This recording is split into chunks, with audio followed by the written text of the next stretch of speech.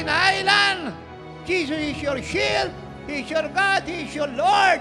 Increase 1,000 times in Jesus' name. We speak prosperity to you. We speak your salvation, freedom, and deliverance.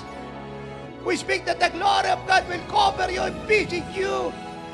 South, east, west, and north. And we declare ang mga nasa bundok ay bababa at pupunta sa church.